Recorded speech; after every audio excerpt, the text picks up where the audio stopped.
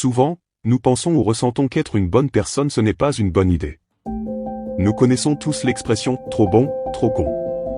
Certains d'entre nous sont déçus ou frustrés lorsqu'ils posent un acte de gentillesse mais ne reçoivent pas en retour la réaction à laquelle ils s'attendaient. Ou, pire encore, lorsque notre acte de gentillesse nous met dans le pétrin. C'est la raison pour laquelle j'ai décidé de raconter l'histoire suivante comme antidote à l'amertume que nous pourrions ressentir lorsque notre bonne action n'est pas accueillie avec gratitude.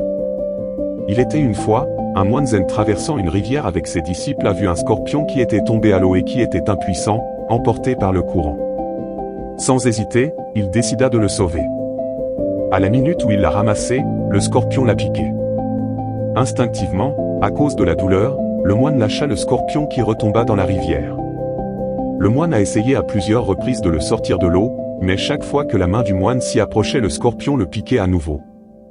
Un de ses disciples qui assistait à la scène demanda au moine, « Excusez-moi, maître, mais chaque fois que vous essayez de sauver le scorpion, vous vous faites piquer. Pourquoi continuez-vous cela ?» Le moine répondit gentiment, « L'instinct du scorpion lui dit de me piquer pour se protéger. Il me voit comme un ennemi. Il ne peut pas s'en empêcher. C'est dans sa nature. Néanmoins, je ne laisserai pas sa nature changer la mienne. » Il prit ensuite une feuille flottant sur la rivière et tira le scorpion hors de l'eau, sauvant ainsi sa vie. Ensuite, il se tourna vers le disciple et lui dit : « Ne changez jamais votre nature bienveillante. Si quelqu'un vous fait du mal, prenez simplement des précautions. Même si quelqu'un est ingrat pour les bienfaits que vous lui offrez, ce n'est pas une raison pour vous de cesser de faire du bien ou pour abandonner l'amour que vous avez dans votre cœur. » La morale de cette histoire. Les uns poursuivent le bonheur, les autres le créent. Quand la vie te présente des raisons de pleurer, montre-lui que tu as 1000 raisons pour sourire et te réjouir. Préoccupe-toi plus de ta conscience que de ta réputation, parce que ta conscience est ce que tu es, et ta réputation c'est ce que les autres pensent de toi.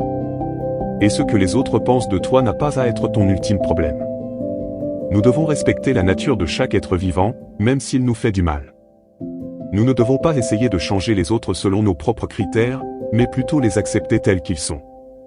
Nous devons aussi faire preuve de compassion et de générosité envers ceux qui sont en difficulté, sans attendre de reconnaissance en retour. Merci d'avoir suivi cette vidéo. Si vous appréciez ces histoires, n'hésitez pas à le mentionner en commentaire, à vous abonner et aimer cette vidéo pour plus de contenu similaire. Ensemble, poursuivons ce voyage vers une vie épanouissante et productive.